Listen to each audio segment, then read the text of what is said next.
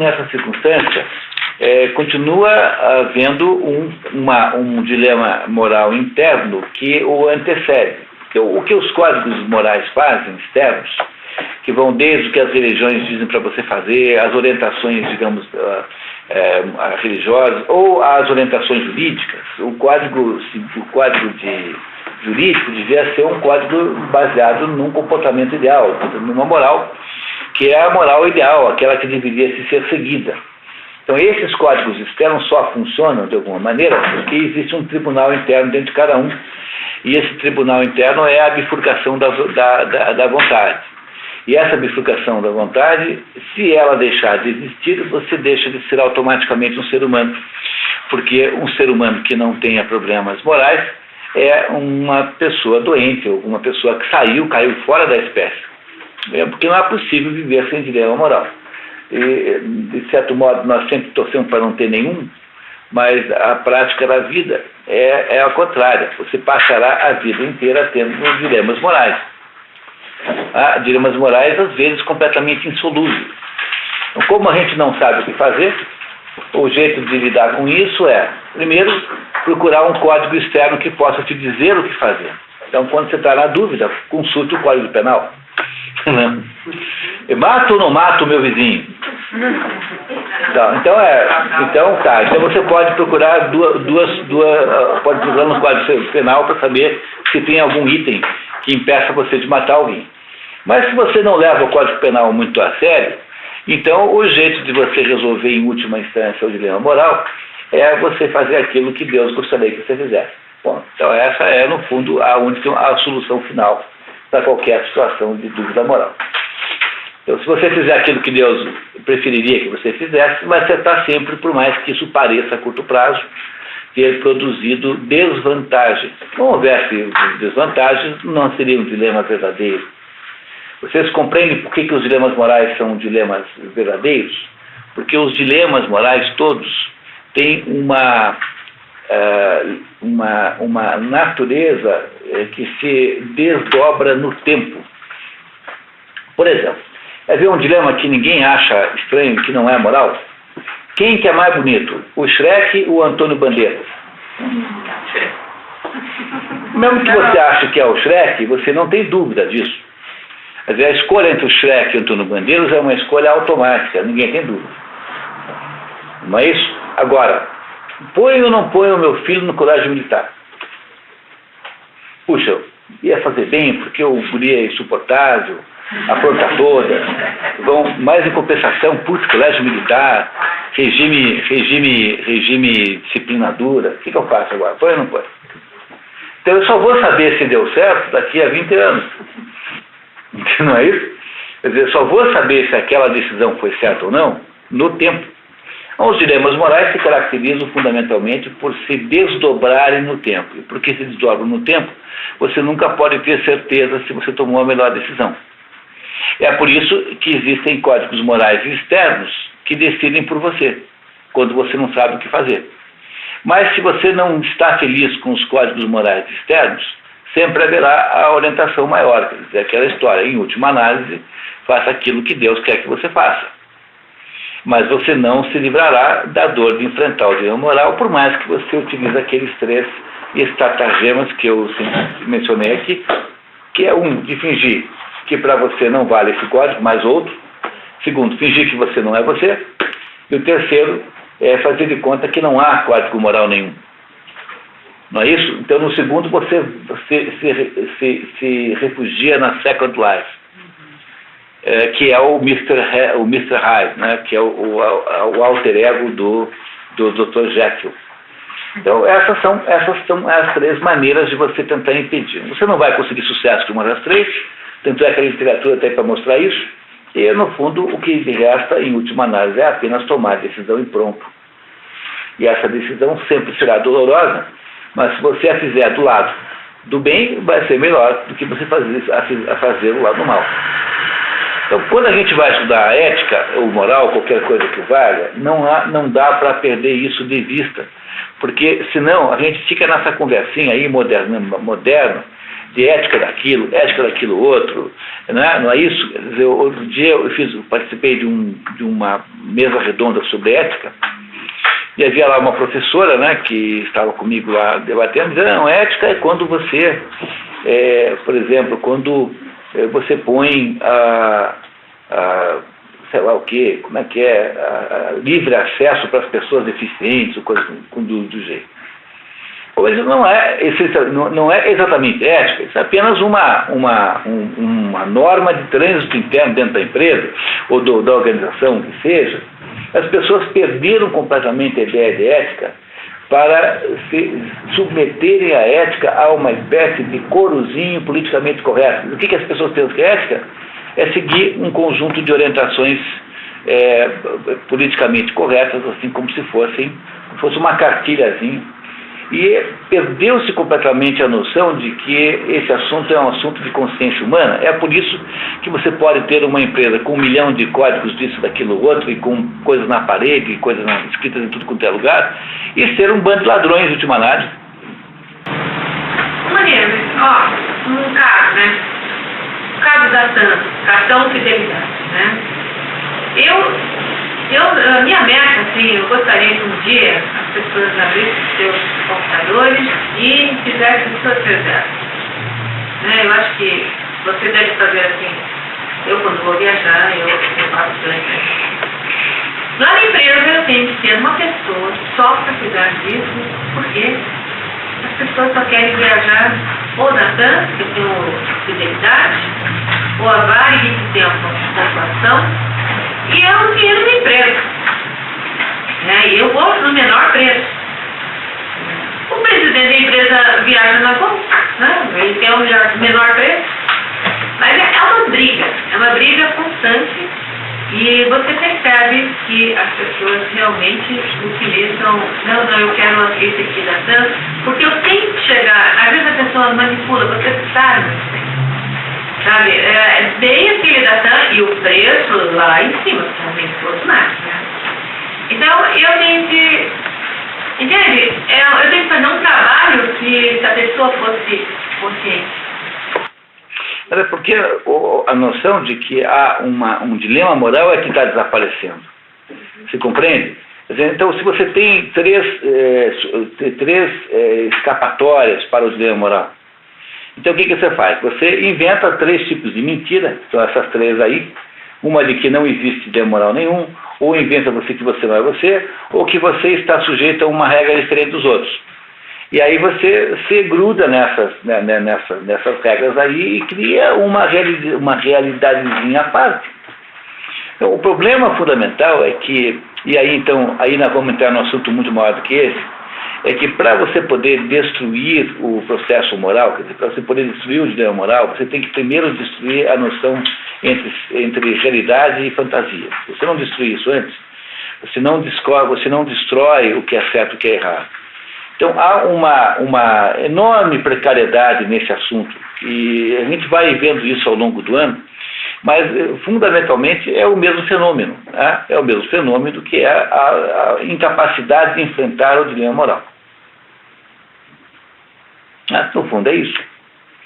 Pois é isso que Aristóteles vai nos ajudar a entender melhor. Tanto é que existe, vocês olharem ali naquela lista, existe ali uma série de livros ligados à moral. Primeiro, Ética Nicômaco, que nós vamos ler. Política. A política foi estudada em janeiro. Ética Eudêmica. Ética Eudêmica, tudo indica que é uma versão mais antiga da Ética Nicômacos, portanto é um livro que quase ninguém, no Brasil não tem editado. No fundo está dentro da Ética Nicômacos. Constituição de Atenas é um dos livros que se perderam e foi encontrado, em que Aristóteles faz uma análise da Constituição de Atenas, que deveria estar dentro do livro Política. Da Economia, é um livro considerado espúrio, quer dizer, não é considerado de Aristóteles, embora seja um bom resumo da parte econômica da política, porque a política tem um início de um tratado econômico no início, que é esse da econômica, que deve ter sido um resumo posterior feito por um aluno desse pedaço da política. Mas o que tem aqui no livro da política está no livro Política. Da economia, perdão, está no livro Política.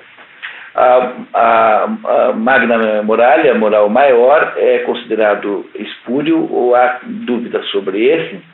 Apesar de chamar a moral maior, é o menor de todos, tem 30 páginas só.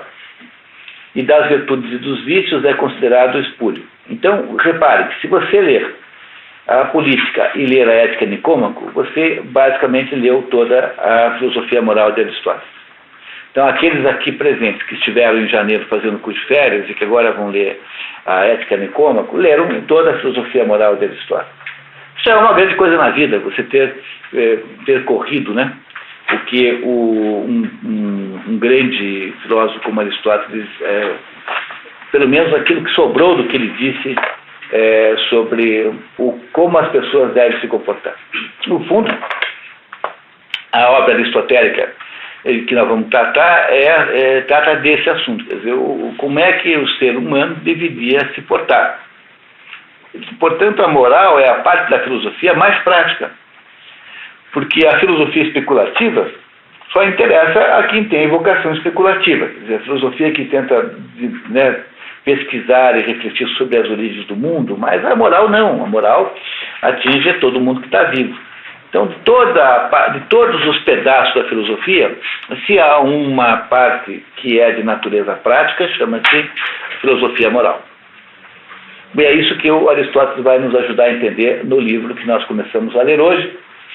Aqui nós fizemos também um apanhado bibliográfico para vocês, por favor, aqui desse livro.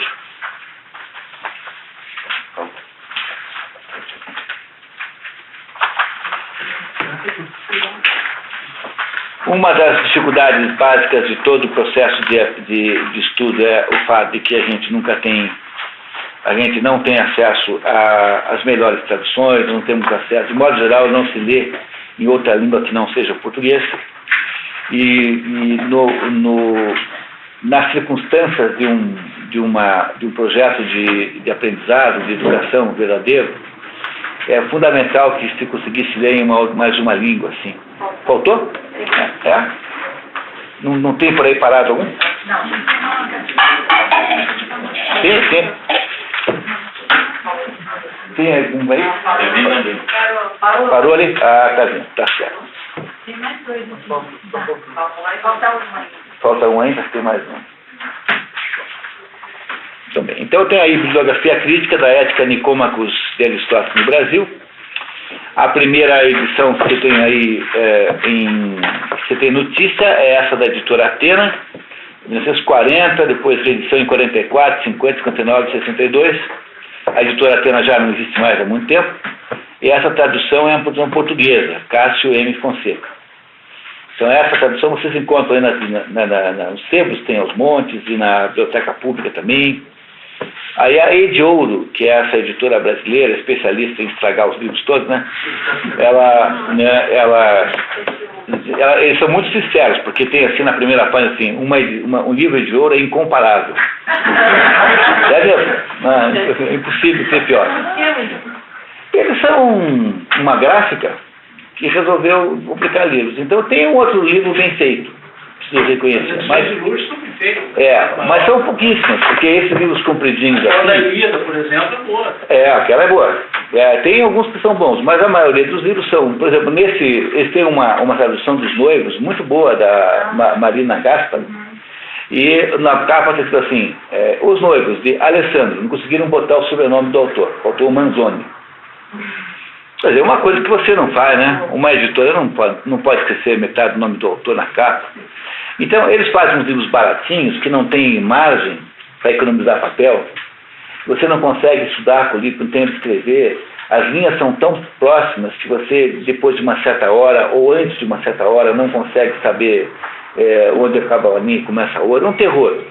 Então, a Ede Ouro pegou e relançou essa mesma tradução aqui, do mesmo tradutor, né? E tem muitas reedições da Ede Ouro, várias, sei lá, 20, quantas forem. Aí você tem uma nova tradução da Abreu Cultural, que vem a ser a mesma coisa que Nova Cultural, porque eles separaram lá nos dois filhos, né? Que é a tradução do Leonel Valandro e do Gerd Bornheim, já falecidos, os dois, aliás. 73, são esses livros que vendem aí baratinho, esses livros com capa dura, vermelha ou verde da Abril Cultural, Os Pensadores, que é uma tradução do inglês. A tradução portuguesa deve ser, essa desse caso, deve ser do francês, provavelmente. Agora, essa da Abril Cultural é garantidamente do inglês, do William David Ross, que é um grande tradutor de Aristóteles.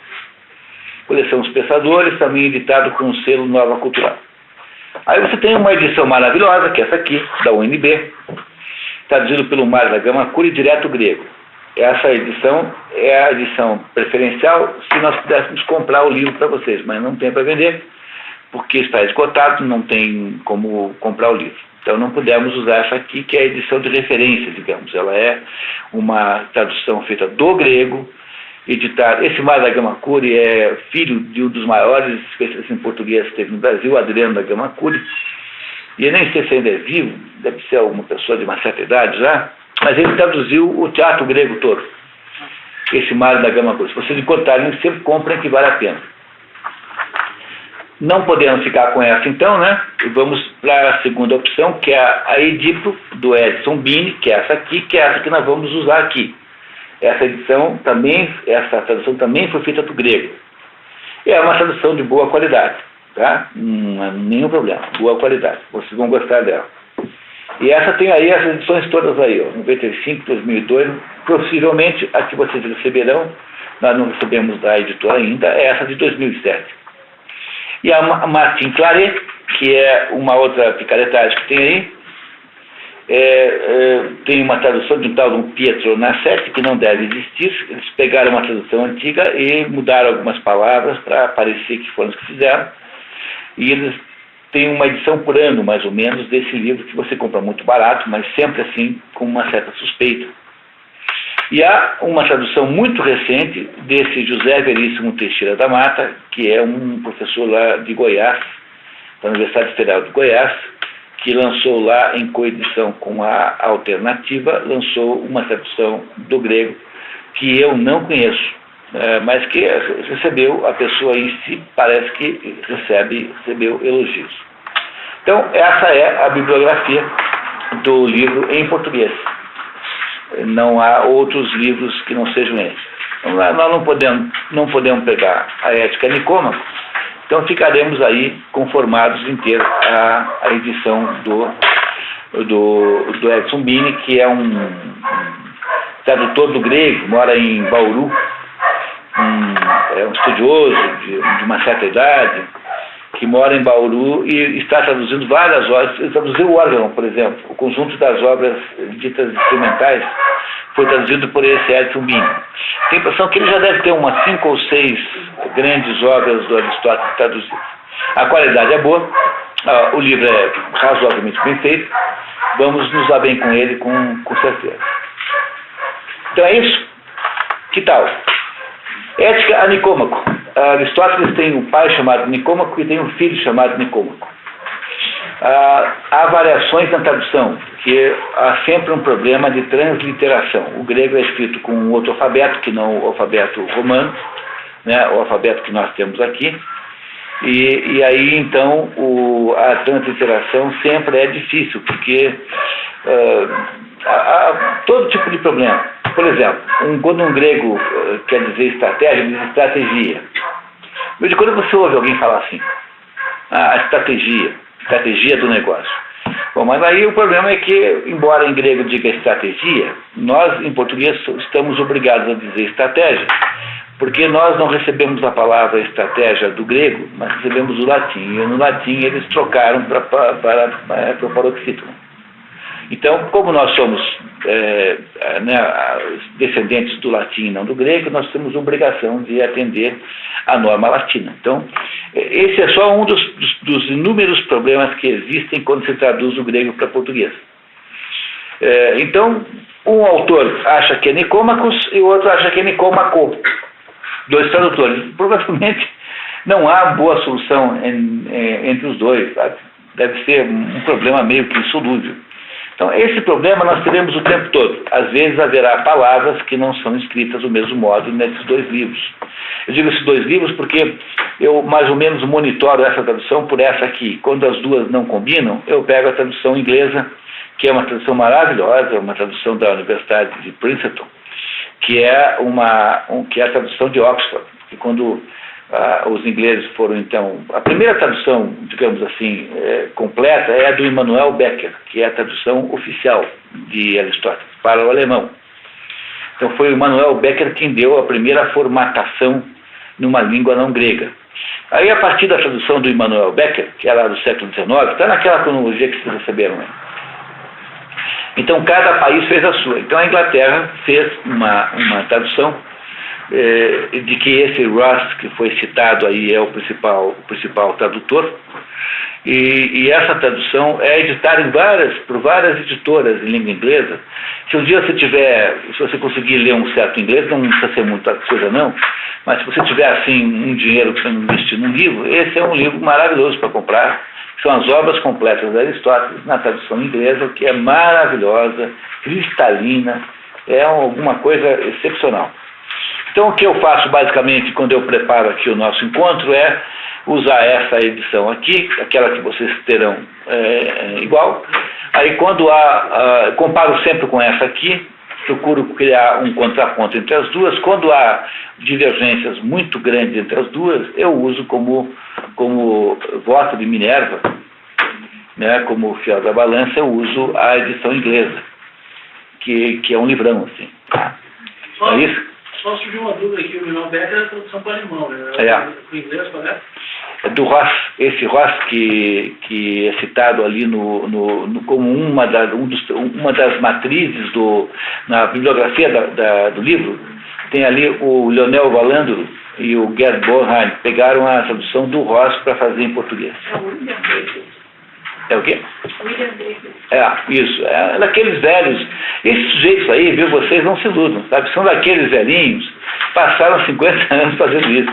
Às vezes ficou 50 anos ali naquele negócio. Eles são pessoas notáveis. O Carlos Alberto Nunes, que traduziu todo o Platão para o português, tinha que ter estátua na praça. O Mário da Gama Cury traduziu todo o teatro grego e a política e a ética Nicômaco.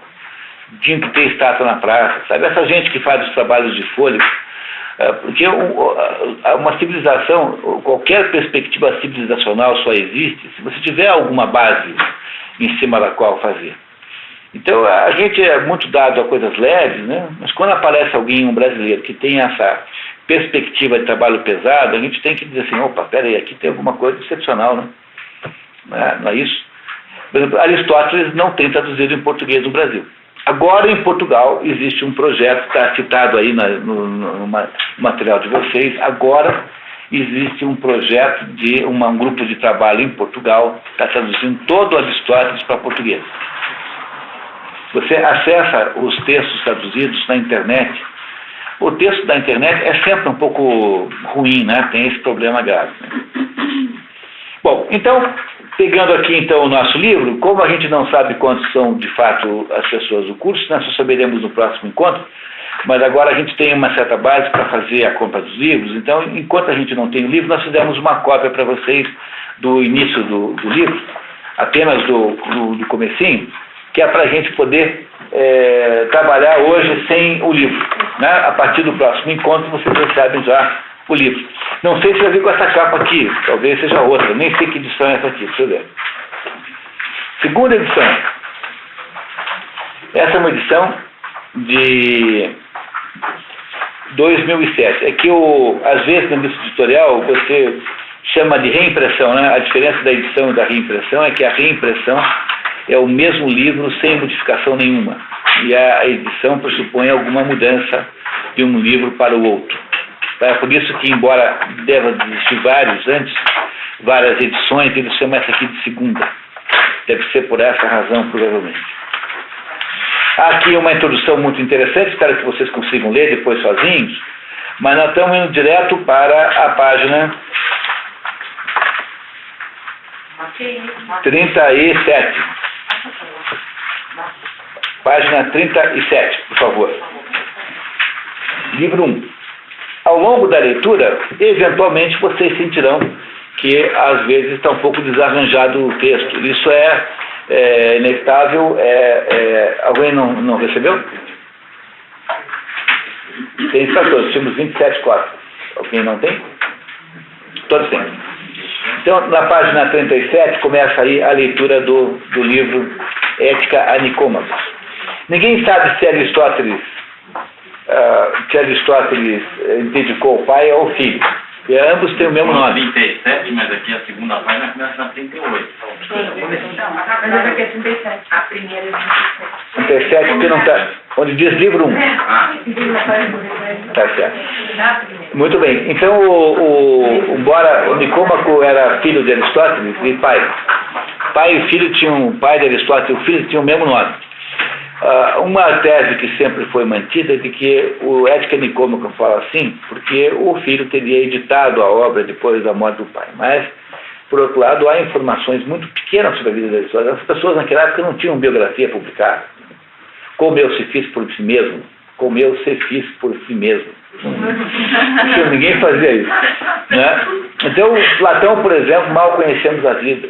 Não sabia se nem se Platão foi casado, coisas assim. Aristóteles foi casado, ele deixou, foi um sujeito amorosíssimo, teve um amor familiar extraordinário, casou com uma moça que ia ser transformada em escrava, casou com ela para impedir que isso acontecesse, foi um sujeito de alma generosíssima. Aristóteles era um sujeito extraordinariamente bom e fez coisas muito grandiosas moralmente falando. Era um sujeito extraordinariamente bom moralmente. Platão não se tem a mesma impressão, não que se tenha alguma coisa contra ele, mas é que ele já era um homem aí associado a tentativas de golpes, tal, tinha aí alguma ligação aí com essas coisas, mas Aristóteles não. Aristóteles era um sujeito assim de uma qualidade humana extraordinária. E Aristóteles, mesmo assim, sabe-se pouco dele. E entre as coisas que se sabe é que o filho teria morrido cedo, portanto não deve ser o filho que editou. Provavelmente mesmo foi uma homenagem ao próprio filho. Assim, olha, essa é a ética que eu gostaria que o meu filho tivesse, entendesse sobre o mundo. Então é isso que ele vai começar. Então no livro 1, temos ali, notem que do lado esquerdo você tem ali um númerozinho, 1094A1. Repararam nisso? O que é que significa isso? Significa o seguinte, que na edição do Immanuel Becker, o que o Immanuel Becker fez? Ele pegou todos os livros, traduziu para o alemão, colocou-os em ordem, em páginas sempre com 2 colunas. Então, se você quiser saber a que página da tradução do Immanuel Becker esse texto se refere, você vai lá no Immanuel Becker, no 1094, e encontra lá na coluna A. Coluna A é a coluna da esquerda, a B da direita. Porque no Immanuel Becker está em 2 colunas. Se você pegar o livro do Ross, a edição Oxford, também tem, quase sempre dá certo. Inglês e alemão dá certo, porque são 2 línguas parecidas. Em português, nem sempre. Porque como a nossa língua exige mais conversa para dizer a mesma coisa, então, de vez em quando, essa numeração não bate. Além disso, a sequência dos livros do livro do Ross não é a mesma do Immanuel Becker. Tem uma diferença ou outra. Então, nem sempre funciona bem. Mas aqui é como se faz, por exemplo, para que possa haver uma referência, né, em algum lugar. É assim que eu descubro lá no livro do Ross quando tem algum problema. Como é que eu sei isso? Eu abro lá o livro de Ross à minha frente, fico com esses 2 livros aqui e com o do Ross aqui.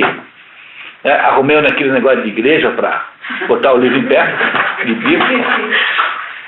Né? E aí eu fico olhando aquele livro, e aí está encrencado, eu vou lá e olho no Ross. Descobri em 5 minutos, em 20 segundos, onde é que está o problema.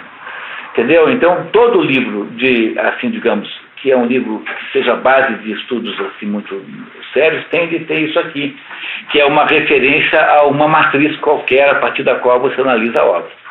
Agora, eu não sei o que significa 1, porque só tem 1 o tempo todo, nunca muda esse número de um para outro. E no Ross não tem isso, e nem no Mário da Gama Curi. Aqui também tem, ó. Aqui, ó. Tá vendo aqui, ó? Do lado, também tem aqui, do lado da página, também tem a referência ao Immanuel Becker, que é, digamos, a edição Príncipe. Como é que está a referência aqui?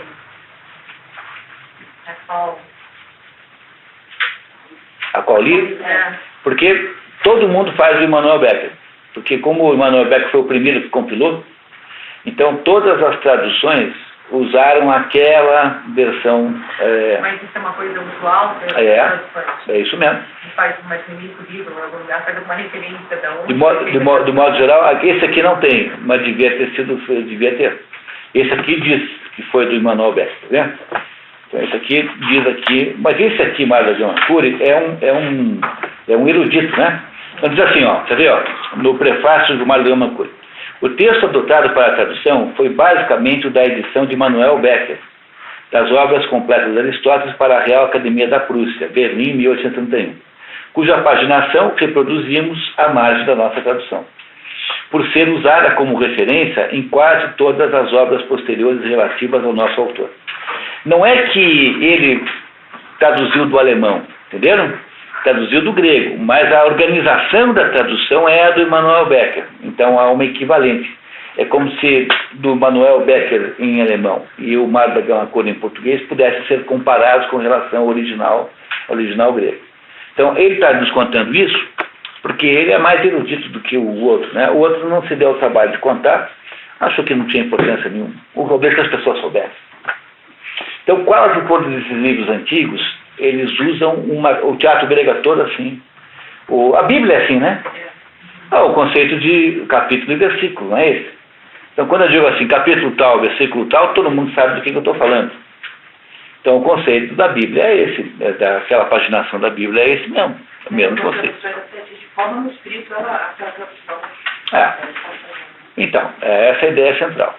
Então, esse numerinho aqui está para a gente dizer, para a gente procurar resolver a dúvida de tradução lá do Immanuel Becker ou no Ross, né? Que é a edição que eu uso, por exemplo, a tradução para o inglês, não para o alemão. Vamos lá então, pessoal. Livro 1. O que gostaria de ler? Nosso sistema que a gente vai lendo em voz alta. Voluntário. Eliane, por favor. Toda arte, toda investigação, igualmente todo entendimento, projeto, previamente deliberado, colimam algum bem. Pelo que se tem dito, com razão, ser o bem é a finalidade de todos os coisas. Colimar é visar, né? Visam algum bem. Uma das principais características da filosofia de Aristóteles é que Aristóteles ele parte de determinados axiomas. O que são axiomas? Axiomas são verdades autodemonstráveis que você não precisa perder tempo gastar tempo para explicar. Porque não dá para você explicar tudo. Determinadas coisas têm que ser pontos de partida. E um desses axiomas é esse, um dos mais importantes em Aristóteles. É o axioma de que tudo aquilo que você faz com o objetivo de obter algum bem. Mesmo quando pode acontecer de alguém produzir algum mal. Quer dizer, esse objetivo de produzir o mal não é uma característica normal da ação humana. Ela pode existir, de fato, há pessoas que fazem mal, mas essa característica é uma característica, digamos, acidental e não normal. Então, por exemplo, você vai ler Aristóteles inteiro e vai aparecer a palavra Deus 5 vezes. Isso nos autoriza a imaginar que Aristóteles era um agnóstico ou um ateu. Não, Aristóteles simplesmente lida com a existência de Deus de modo axiomático. Diz assim, olha, tudo que existe porque alguém inventou essa coisa que existe. Então, por exemplo, essa mesa foi inventada por um marceneiro. Então, se tudo aquilo que é movido, né, movido simbolicamente por alguma força motora, você não pode regredir com isso ao infinito, porque seria completamente absurdo que pudesse haver uma série infinita de causas. Então tem de haver um momento que tem uma causa primeira, porque é uma coisa de absoluta necessidade lógica que seja assim. Então o Aristóteles propõe a ideia de motor primeiro, que é Deus, só que ele não chama de Deus, porque a existência de Deus para Aristóteles é completamente axiomática. Ele não precisa demonstrar, ele age assim, Deus é alguma coisa tão óbvia que se autodemonstra. Não é preciso gastar um livro de filosofia para explicar isso, embora ele tenha escrito determinadas coisas que parecem muito com teologia. Mas ele não está preocupado em discutir se Deus existe ou não, porque ele parte de uma verdade axiomática de que Deus existe de fato. Porque é necessário, não chama de Deus, chama de motor primeiro, porque é necessário que haja um motor primeiro. Então, do mesmo modo que é necessário que exista um motor primeiro, é preciso que haja um objetivo humano em todas as coisas. Esse objetivo humano na visão de Aristóteles, é o bem. É claro que isso significa muito pouco, porque nós não sabemos mais o que é o bem em seguida, né? Então o que ele vai fazer é o seguinte, ele vai dizer simplesmente o seguinte: olha, o resumo da ética de Aristóteles, apenas para que vocês compreendam já todo o esquema do livro, antes de começar, é assim, olha, tudo que os seres humanos fazem com o objetivo de atingir um bem. Mas qual é o bem que os seres humanos querem atingir? Olha, tem que ser um bem maior do que todos, porque bens intermediários não servem, porque bens intermediários estão em função de um bem que os sucede. Não é isso? Então, comprar um automóvel é um bem intermediário para o seu conforto de ir para a praia do seu automóvel, coisas do gênero, da locomoção. Então, há apenas um bem que é final, verdadeiramente final, e esse bem chama-se eudaimonia. Eudaimonia significa felicidade. Mas a pergunta é, o que é felicidade? Porque felicidade pode ser muita coisa. E aí, então, ele passará o livro inteiro tentando nos explicar o que é felicidade. Portanto, para nos explicar o que é o maior dos bens humanos, ele vai nos explicar, afinal de contas, em última análise, qual é o sentido da existência humana. No fundo, só se pode saber o que fazer se você souber qual é o bem maior que você deve perseguir. Essa é a essência de toda a filosofia moral de Aristóteles. Esse livro aqui é o livro mais, digamos assim, mais prático de todos os livros que Aristóteles escreveu.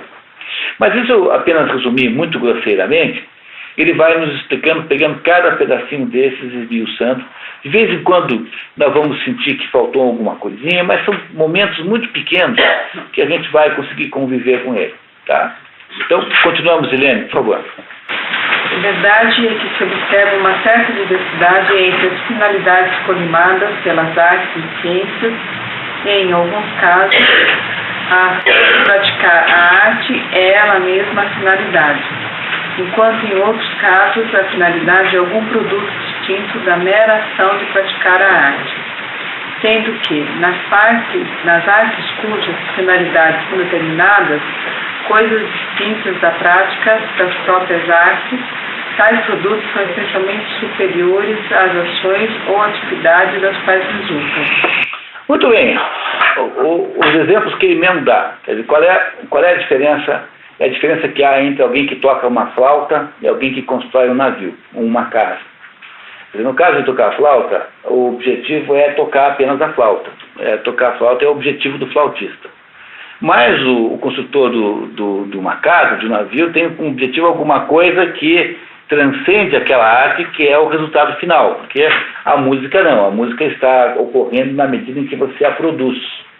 Mas o construtor de uma casa está produzindo arte, no sentido grego aqui, técnica. É técnica. Então a arte é no sentido não artístico, como nós hoje entendemos, mas no sentido de técnica, de habilidade. Então a arte é mais ou menos como, vai desde saber lavar a louça, que não é um negócio que não é tão óbvio assim, que tem que aprender a lavar, pelo menos para fazer economicamente, não é isso? E bem economicamente. Lavar a louça não parece fácil, mas não é. Você tem que aprender a fazer. Até a arte de fazer uma cirurgia, sei lá, do cérebro, para interferir lá, uma arte lá de suturar um coração, sei lá. Então tudo é arte. No grego são todas técnicas, né? Então, você tocar uma flauta envolve um conhecimento. Então, ele está dizendo aqui que existem dois tipos de atividade humana. Uma que é voltada para si própria, como o tocador de flauta, e outro que é voltado para a produção de alguma coisa. Então, vamos entender agora o que ele nos diz. Olha só. Verdade é que se observa, quarta linha. Verdade é que se observa uma certa diversidade, é uma diferença entre as finalidades colimadas pelas artes, ou seja, entre as finalidades que as artes como a carpintaria têm. Não é isso? Arte sempre lembrando que é técnica, né? E ciências. Então, o filósofo tem a ciência do pensamento. Então, a ciência, que é o conhecimento, não é como o trabalho de um carpinteiro. Porque a ciência, ela é em si própria suficiente, enquanto que o carpinteiro precisa produzir a casa. A filosofia acontece quando você filosofa. No fundo, isso da gente pegar um livro de filosofia é uma espécie de necrofilia, né? Porque, no fundo, a filosofia acontece automaticamente no momento que você a faz. De todas as atividades humanas, a filosofia é aquela mais imanente. Porque ela, no fundo, acontece, porque nós não sabemos bem o que nós chamamos de filosofia. Então, nós estamos aqui estudando um texto de filosofia. Deu que o Aristóteles, de quando ele filosofou, mas um filósofo, na verdade, fôssemos nós filósofos, nós filosofaríamos automaticamente. Então, na hora em que você está filosofando, a filosofia está acontecendo. Depois que você transformou isso num livro, virou uma espécie de cadáver do que você fez, que você revisita. É um tipo de necrofilia sofisticada, mas é. Então, o ato de filosofar é instantâneo e ele desaparece quando você para.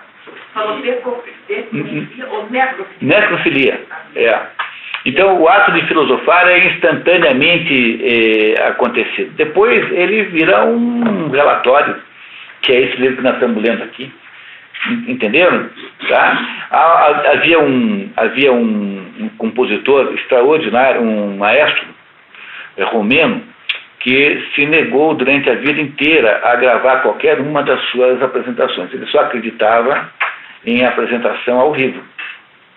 Ele dizia que depois que você capturou o som e colocou num livro, numa gravação, aquilo é uma exumação do cadáver. É o maestro.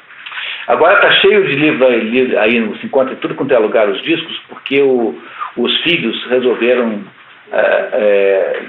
né, se contrapor a essa decisão. Ele é violinista e o menino é meio assim. Não sei, mas esse Celibidache é um maestro romeno que tem gravações maravilhosas, mas ele, enquanto vivo, proibiu qualquer um de gravava, mas não podia botar um disco, porque ele achava que o ato de tocar música é um ato que se esgota no próprio tocar a música. É isso que ele está aqui dizendo, que enquanto que as ações do carpinteiro só se esgotam na casa completa, portanto são ações de preparação para uma outra coisa, o ato de tocar a flauta é instantaneamente suficiente. Tá certo? Quer ver? Vamos olhar um pouquinho mais para frente. Então, verdade é que se observa uma certa diversidade entre as finalidades colimadas pelas artes e ciências. Em alguns casos, a ação de praticar a arte é ela mesma a finalidade, tocar a flauta. Enquanto em outros casos, a finalidade é algum produto distinto da mera ação de praticar a arte. Ou seja, a casa não é igual a você aplanar a tábua. A casa não é a tábua aplanada, mas é uma outra coisa. Sendo que, nas artes cujas finalidades são determinadas, coisas distintas da prática das próprias artes, tais produtos são essencialmente superiores às ações ou atividades das quais resultam. Então, o produto do carpinteiro, ou seja, a casa, é mais importante, é superior aos atos que produzem a casa. É isso que ele está dizendo. No caso, por exemplo, a confecção de armas. A arma é mais importante do que os atos industriais que a produzem. Por quê? Porque se os atos industriais, como ligados à metalurgia, ligados à preparação de madeiras, né, se esses atos todos aí têm por único objetivo produzir a arma, então a arma é mais importante do que os atos. Mas isso não acontece no caso da flauta, porque a flauta, o tocar música, se esgota no próprio tocar música. É o maestro Celibidache dizendo que não se deve exumar músicas, que a música só existe na prática mesmo quando tocada a primeira vez e a partir disso nunca mais. O que implicaria que nós só pudéssemos usufruir, né, de música ao vivo. Que é o que deve acontecer com esse negócio de pirataria, né? Provavelmente vai ficar assim, né? Aqui só vai ganhar dinheiro tocando ao vivo, porque do jeito que está, né? Quem é que vai comprar um CD daqui? Só quem compra música erudita. O resto virou. É isso? Então, vamos continuar. Liane, por favor. Porém, visto que há múltiplos entendimentos, artes e ciências, segue-se que suas finalidades são igualmente múltiplas. Por exemplo, a finalidade da medicina é a saúde, e a da construção de navios, um navio. A da estratégia, a vitória. A da economia doméstica, a riqueza. E aqui é preciso vocês tomarem muito cuidado, porque na política, Aristóteles faz uma variação da economia, porque a economia, para Aristóteles, é um pedaço da política, é um pedaço da moral. Porque a economia é cosmos, é a arte de você sustentar a sua família.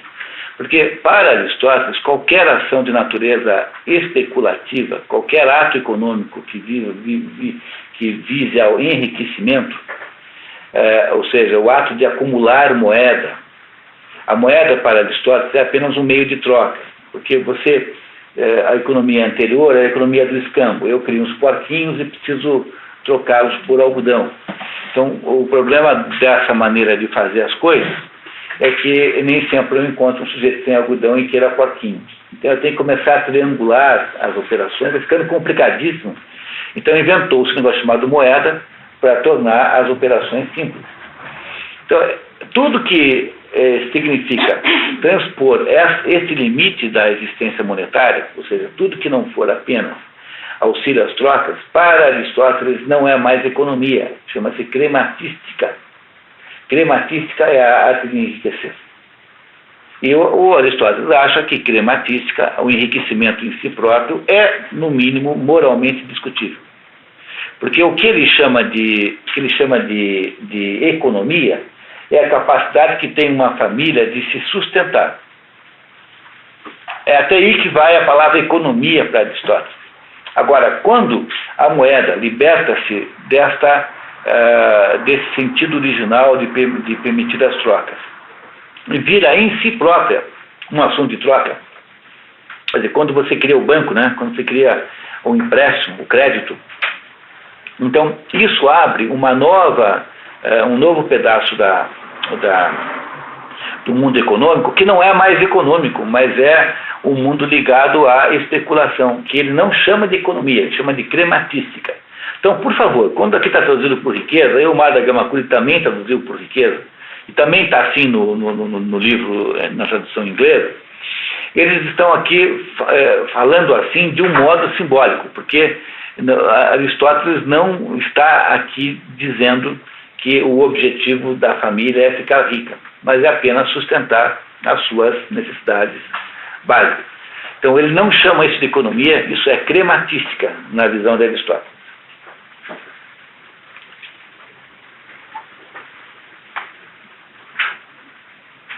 Então o objetivo da economia doméstica é o sustento da família.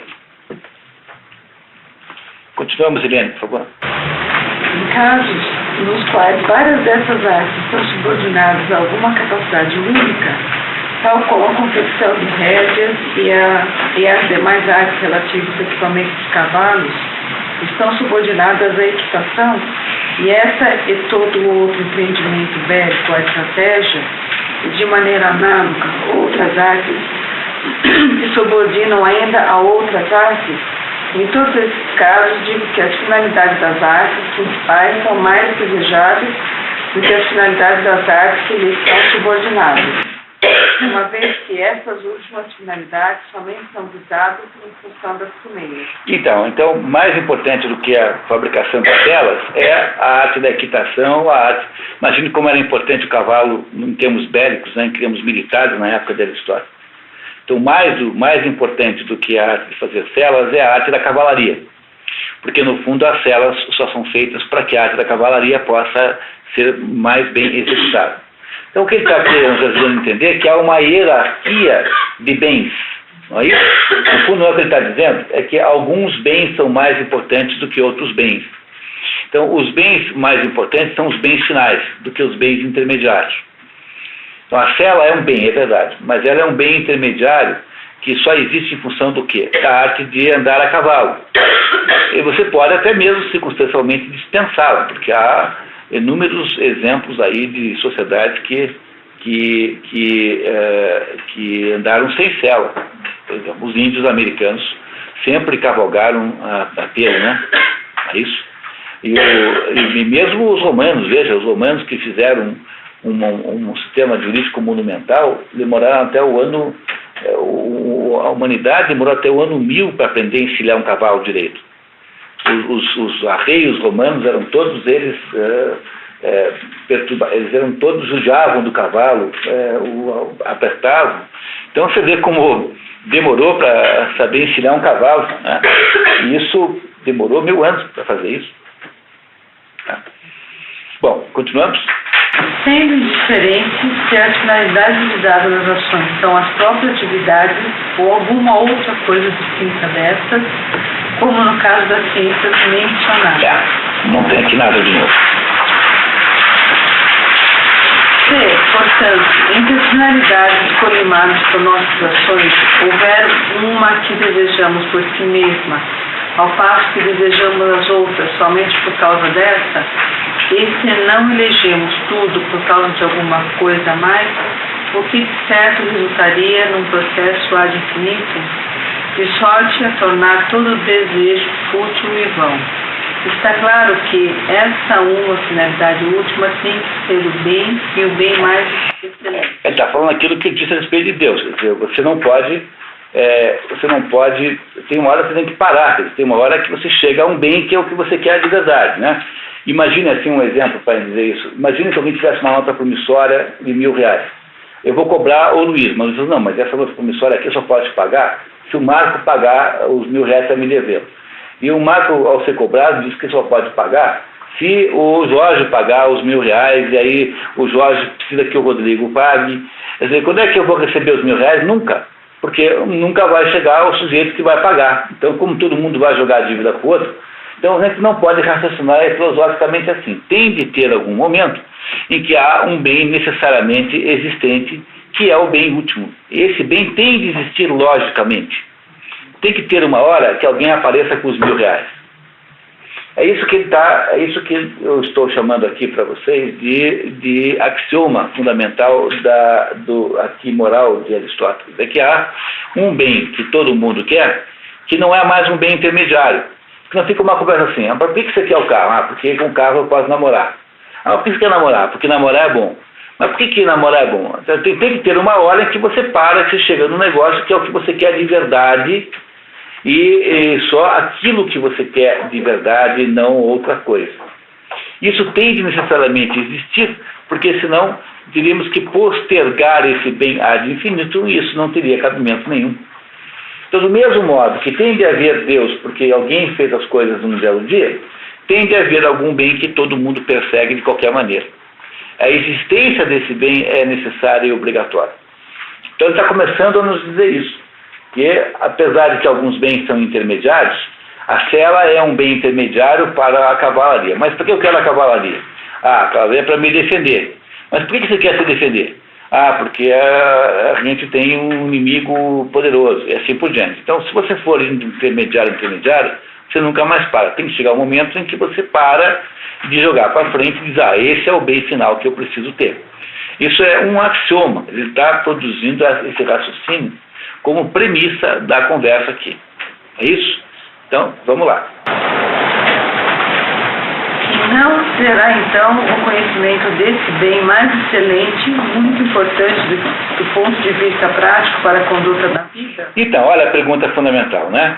E não será, então, o conhecimento desse bem mais excelente, quer dizer, o bem último, muito importante do ponto de vista prático para a conduta da vida? Porque se você não sabe qual é o bem final que você deve almejar, que você deve visar ou colimar, como é que você consegue saber como é que vive?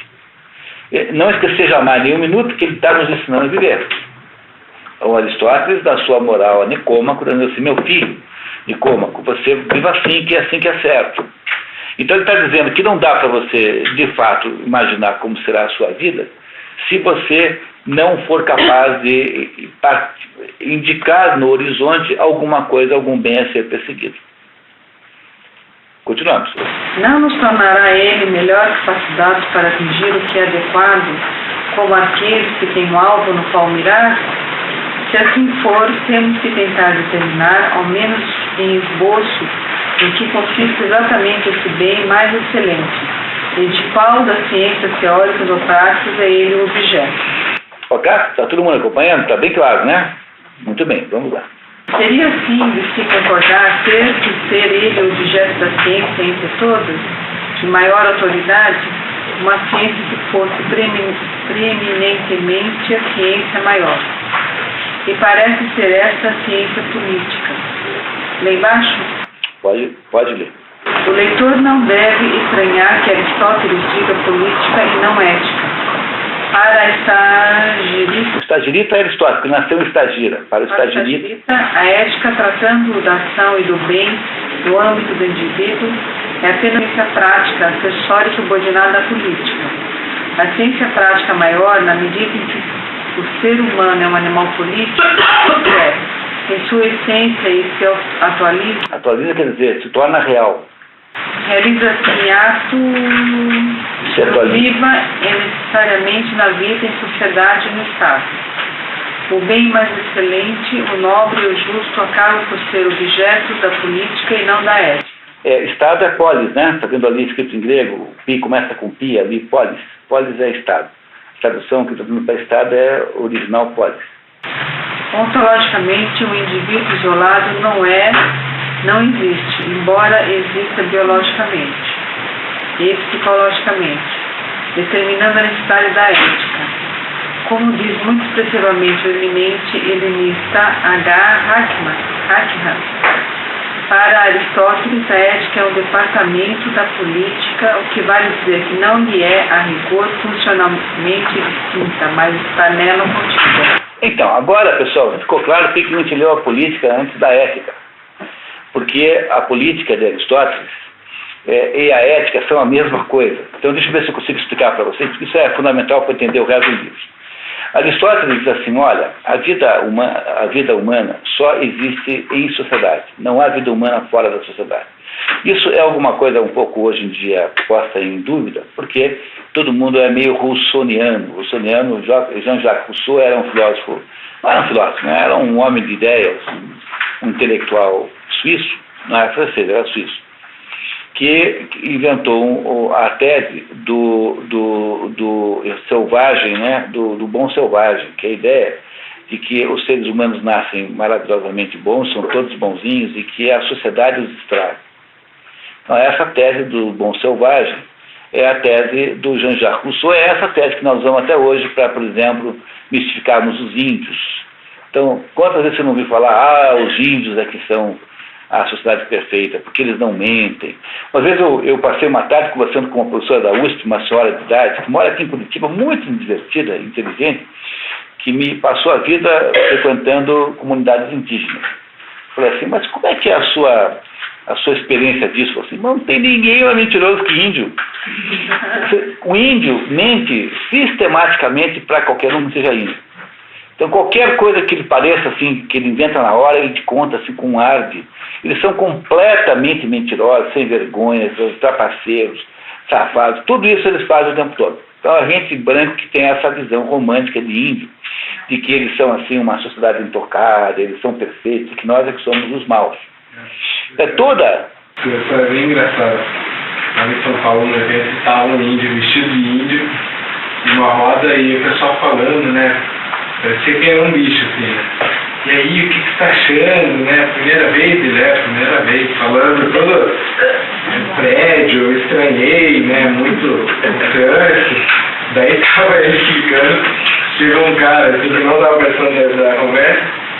E aí, você de novo por aqui, tudo bem? Eles são absolutamente trapaceiros. Não mais do que nós, mas são tanto quanto nós, porque no fundo a espécie humana é uma só, né? Tem variações raciais, étnicas e tal, mas no fundo é a mesma coisa. Então, toda essa visão romântica do selvagem primitivo que nós temos hoje, é uma visão russoniana, é uma visão que veio desse Jean-Jacques Rousseau, que botou na cabeça das pessoas a ideia de que a sociedade é que estraga o ser humano e que os seres não socializados, como crianças pequenas, por exemplo, são melhores do que nós adultos. Mas aí que tá, aí quando você começa a conviver com criança, toda vez que alguém vem me dizer que é adolescente e inocente, eu mando ler um livro chamado O Senhor das Moscas, Lord of the Flies. Lord of the Flies é a tradução inglesa para Beelzebub, da expressão hebraica Beelzebub. Beelzebub significa Senhor das Moscas. E a história de um grupo de moleques que sofrem um acidente num avião e todos os adultos morrem. Ficou só aquela molecada toda numa ilha. Aquela molecada de 12, 13, 14 anos. E esse pessoal apronta miséria. Mas eles fazem todo quanto é tipo de conspiração, tem morte, olha, divide-se em dois grupos, brigam sistematicamente. Essa ideia de que criança é um negócio inocente é típica ideia de que nunca teve filho na vida, né? E eu me lembro quando eu era criança no colégio Medianeira, então tinha lá todo semestre, tinha lá uma piquenique, tinha assim uma ilha na frente do colégio, uma ilha tinha uma rua em volta, assim, tinha lá, e aí tinha que levar uma comida, né? E tinha lá um belo dia lá, um dia da festinha, toda aquela gurizada, pegou uma lata de goiabada, assim, dessas redondas, jogou o pau e falou assim, na cabeça de quem cair é padre, jogou assim, e caiu aqui na cabeça de um guri assim, fez um talho assim, desse tamanho aqui assim, e aquele sangue escorrendo horroroso, e todo mundo em volta, padre, padre, padre. Dá para imaginar a crueldade maior do que essa. Então, essa ideia assim, de que há uma inocência primitiva é uma ideia russoniana que pegou, todo mundo repete isso assim meio como papagaio, sem pensar um minuto sobre o que está dizendo. O problema maior desta tese do Rousseau é que ela é rigorosamente inverificável, porque para que eu pudesse afirmar isso, já que se trata de uma tese sociológica, o que é isso? É uma tese sociológica. A ideia de que a sociedade tem um componente de estragar os outros. Então, é uma tese de sociologia, no fundo, né? E para que eu pudesse afirmar isso com essa garantia, eu teria de poder indicar algum ser humano que fosse o caso, quer dizer, que tivesse sido crescido sozinho e não tivesse, e fosse melhor do que os outros. Mas o problema é que isso não tem. Não existe ninguém assim, porque o Mowgli, por exemplo, ele não cresceu sem humanos, mas aqueles bichos todos lá se comportavam como humanos. E os casos raríssimos em que acontece isso, como o Kaspar Hauser, o sujeito fica lá feito um animal, assim. Então, o ser humano, para Aristóteles, só existe socialmente falando. Então, é o que está escrito aqui. Veja bem, embora você possa existir biologicamente individualizado, ontologicamente falando, sob o ponto de vista da natureza humana, só existimos em sociedade. É por isso que o Aristóteles é quem mata o dilema lá do Alceste no Misantropo. Porque o Aristóteles diz assim, quem não consegue viver em sociedade, ou é um deus, ou é um animal, um dos dois, porque no meio não é possível ficar. Então o problema do Alceste é que o que acontece no final do Misantropo? Ele vai para o deserto, ele sai da sociedade porque ele não consegue viver na sociedade, então ele se transforma numa espécie de animal simbolicamente, para viver sozinho na sociedade, porque ele não consegue ter um mínimo de elasticidade para poder conviver no mundo social, que é o mundo que implica um certo grau de hipocrisia. Daí eu tenho dito para vocês que aquele primeiro tipo de mentira é ser tolerável, que é a mentira da desculpa, porque ela é uma hipocrisia que permite a vida humana acontecer. Fora dela não dá para viver. Entenderam? Então, o que o Aristóteles está dizendo aqui é que já que o ser humano vive necessariamente em sociedade. Agora, eu queria muito que vocês prestassem atenção numa coisa aqui, porque a polis grega, que está chamando de Estado aqui, é uma cidadezinha de 5 mil, 10 mil habitantes, que todos acreditam no mesmo Deus, todos cultuam o mesmo Deus, todos falam grego, são todos gregos, tem uma uniformidade social extraordinária. Então, nesta cidadezinha aqui, há uma verdadeira uma tão grande unificação das consciências que não há divergências possíveis nesse contexto. Bom, isso não tem absolutamente nada a ver com o mundo moderno, em que você tem um Estado que é uma espécie de grande parasita, um gigantesco parasita, que está aqui em cima de nós, que é o Leviatã de Hobbes, que é uma entidade que assume uma autonomia própria, ele se consome a si próprio. E esse Estado moderno, que é o que nós temos em volta de nós, não se parece de modo nenhum com a polis de Aristóteles. Porque na polis de Aristóteles, o que é a polis? É uma espécie de convívio harmônico entre pessoas que têm o mesmo imaginário coletivo. Mas o Estado moderno não, porque esse Estado é um Estado articulador de uma sociedade sem nenhuma espécie de unificação. Pois a gente não sabe nem sobre o que está falando. É difícil você conseguir alguém que consiga falar com você do mesmo assunto, pô. Entendeu? Que os dois estejam falando da mesma coisa. Então, como para o Aristóteles a vida social é absolutamente imprescindível, então, para o Aristóteles a felicidade social, ou seja, a harmonia social, é a que estabelece todos os outros valores. E é por isso que para Aristóteles a moral individual é derivada da moral da polis, ou seja, da moral do Estado. Sempre lembrando, quando eu falo polis, eu não estou falando do que pensa o Hugo Chávez. Tá? Quando eu estou falando da moral do Estado, eu não estou falando para vocês que quem tem razão é o Lula, o Hugo Chávez, ou quem quer que seja.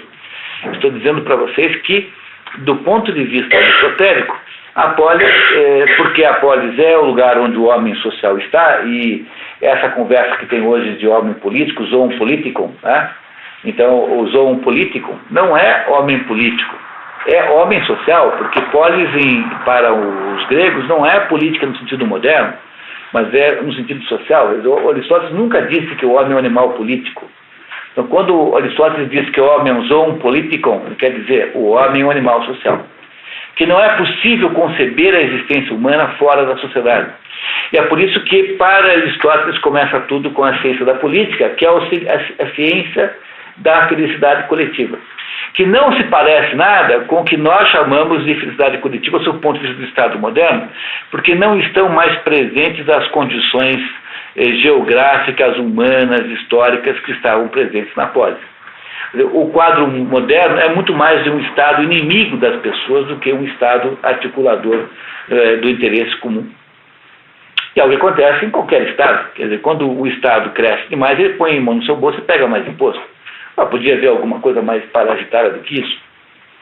É isso que nós fizemos. Como é que acabou a inflação no Brasil? Eles transformaram a emissão de dinheiro falso, que era a inflação, em imposto e empréstimo. Então a carga tributária está em 40% do PIB. E vai aumentar todos os anos. Pode ter certeza, pode vir me cobrar. Então, que harmonia há nisso? Nenhuma. O Estado tornou-se uma entidade autônoma, tá? Predatória e parasitária. Mas isso não existia no tempo de Aristóteles. Portanto, é preciso fazer essa correção para entender o que ele está dizendo. Ok? Está certo isso, pessoal?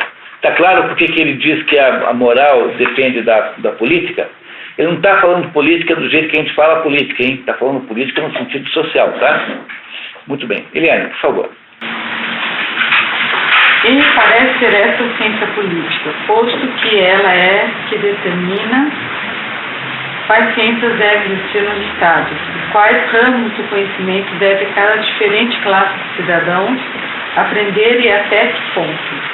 E observamos que mesmo as mais altamente consideradas as capacidades, tais como a estratégia, a economia doméstica, a oratória, acham-se subordinadas à ciência política.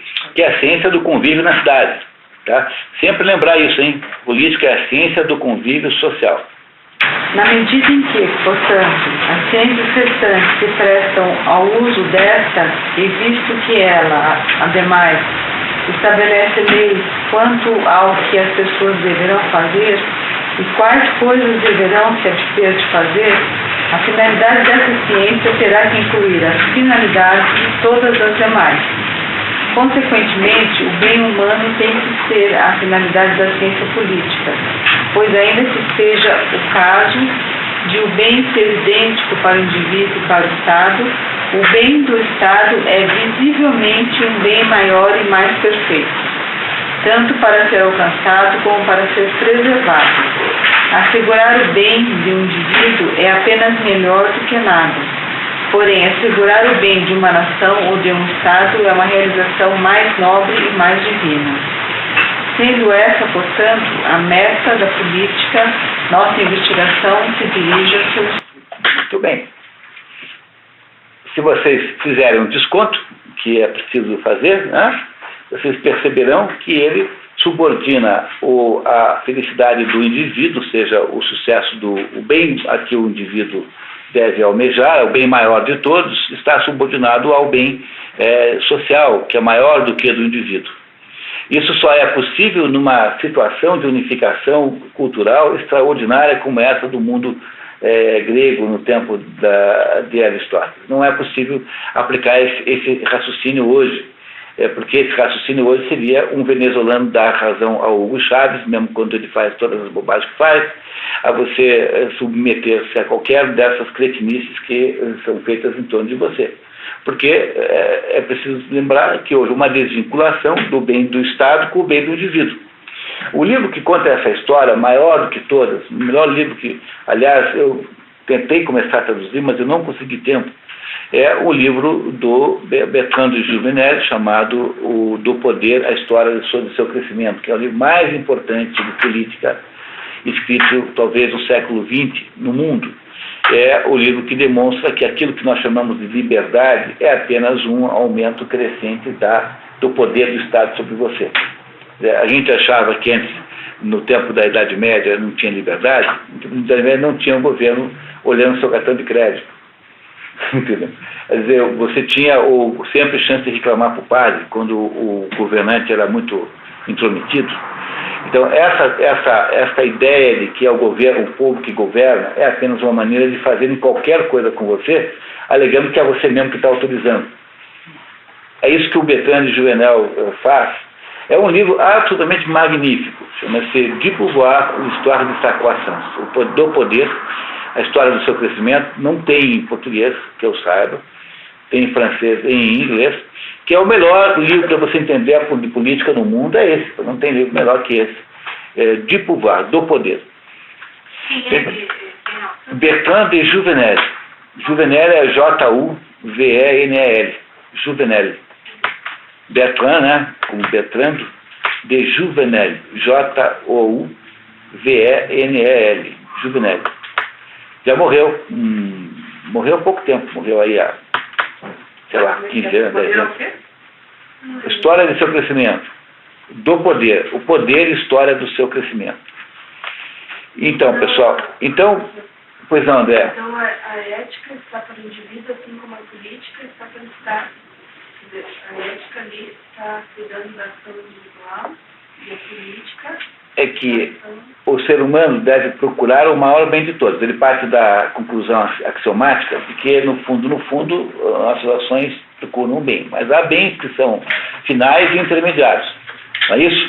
Então, você, por exemplo, come para poder continuar vivo. Então, comer é um bem intermediário. Porque, no fundo, você não vive para comer. Você vive para continuar vivo. Então, há de haver um bem final que seja um bem que chega lá mesmo, porque não é possível que os bens intermediários sejam infinitos, né? Não é possível uma sequência de bens intermediários que nunca acaba. Que chega uma hora, chega num bem de verdade. E esse bem qual é? Ele não sabe. Ele vai, ao longo do livro, debater o que é isso. No entanto, este bem está subordinado a algum outro bem. A qual o bem que está subordinado? Ao bem da vida social. Porque ele, como homem, só pode existir realmente, quer dizer, ontologicamente, né? Como está explicado ali naquela nota muito bem feita do rodapé. Então diz assim, o homem pode existir biologicamente individual, mas, sob o ponto de vista ontológico, na sua natureza, ele só existe em sociedade. Então, se a socialização do homem é tão natural quanto comer, né? É tão espontâneo quanto comer, então o bem individual só pode estar subordinado ao bem da vida na polis. A vida na polis é a vida da cidade, a vida social, portanto. E é por causa disso que ele subordina a ética individual a ética da sociedade. E é assim que ele começou a explicar. E é por essa razão que nós lemos antes a política para depois ler a ética Nicômaco. Porque uma coisa está subordinada à outra. Compreenderam isso? Nós vamos fazer o tempo todo aqui referências à política, nem todo mundo leu a obra, mas não tem importância, porque, eu, como disse para vocês, a minha obrigação aqui, eu estou aqui justamente para deixar as coisas claras. Então, se vocês não tiverem constrangimento de perguntar, a gente volta em trechos lá da política sem problema nenhum. Ninguém tem obrigação de, mesmo os que viram, podem ter esquecido um pedaço, então, por favor, né? E com isso a gente, com pequena entrada no texto, né, a gente venceu o nosso primeiro dia. Eu queria então agradecer a vocês e lembrá-los que daqui a 15 dias, desse mesmo bate local, nós, pontualmente às 7 horas, vamos tentar sermos pontuais na próxima, a gente continua já com o livro. Aí vocês recebem já o livro aí oficialmente. Tá certo, pessoal? Então até lá, né? Então, tchau.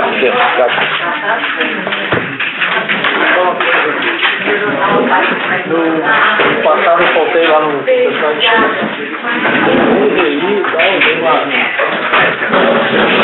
sensação que vai ser uma tragédia no final, mas é exatamente o contrário. Existe um perdão generalizado lá, né? Porque na fundo é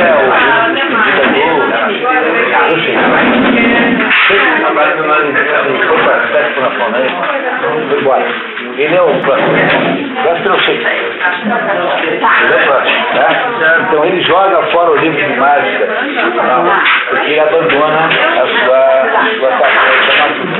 Quando o livro é mais sacanagem que eu gosto, que é contra você de parte do projeto. O projeto de que vai trabalhar ao caminho.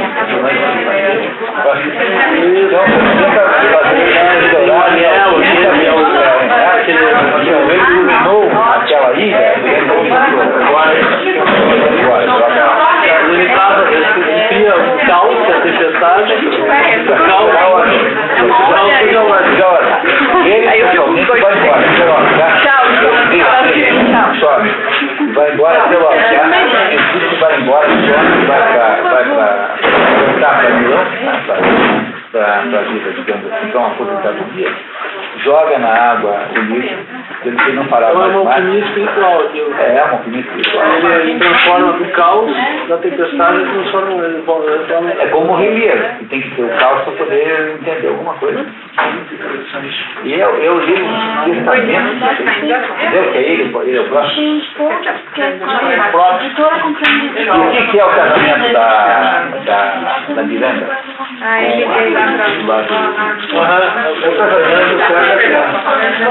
É quando a gente espera a hora de casando o céu com a terra novamente. O céu é grande, né? Eu poderia ser toco por esse lado. Quer dizer, não tem nenhuma outra. Porque ele é de segunda casta, né? O poder casamento é o poder.